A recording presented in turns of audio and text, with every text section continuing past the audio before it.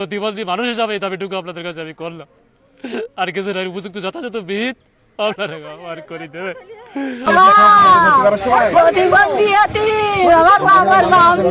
আমি প্রতিবন্ধী মানুষ, আমি 2018 সালে এক্সিডেন্ট করি পঙ্গই বসে আছি। আমার এখান থেকে ভেঙে কুচি গেছে 2018 সালে, সেই জায়গাতে আমি করে ইনকাম করতে পারি না ভাই। আমার জমার্জন সংক্রান্তি বিরোধ নিয়ে রমজানের পরে জামাতের সংগঠন নিয়ে একটা বসাবসির কথা ছিল ও ভাই, কিন্তু ওরা সে বলতো অপেক্ষা করিনি। আজ জোরপূর্বক আমরা শাওয়াল মাসের রোজা ছিলাম, আমরা জোহরের নামাজ আদায় করতে যে পুকুরে গোসলখানার নামাই, সবাই নামাই, ওরা ইচ্ছা করি এই যে ছেলেপেলে একটা অজুহাত নিয়ে আমাদের সাথে বাঁধিয়ে জোরপূর্বক আমাদের জায়গায় ঘেরতে আসে। আমরা বাড়ি থেকে বলে আসি, লাঠি ছোটা বাতে মারতে আসে। আমার কাকা শহীদুলকে নিয়ে ওখানে গিয়েছিলাম।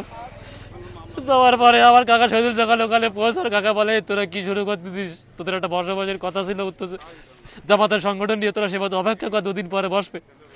তার আগের থেকে তোরা এদের মারধর করতেছিস কেন, বসাবসি করতেছিস কেন? যে এই পুলিশে অমলার পিছনে দাঁড়িয়েছিলাম, ইজের দিয়ে নাটু সাওয়াল সুমন প্রথমে আসি আমার ঘষে বাড়িতে নাক ব্যাড্ডে বাড়ি বেরিয়েছে, আমার পাহাড়ে গিরি ব্যাড্ডে এখানে বলে ভেঙে গেছে।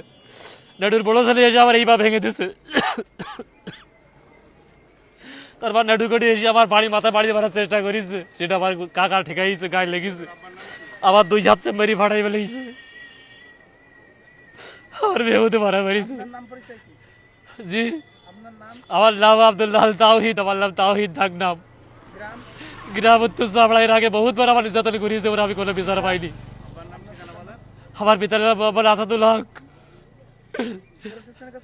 আমি প্রশাসনের কাছে আমার দাবি, আমার দীর্ঘদিন যাবৎ যে আমার জমি জমা সংক্রান্ত বিষয় নিয়ে আমার গন্ডগোল চলতেছে।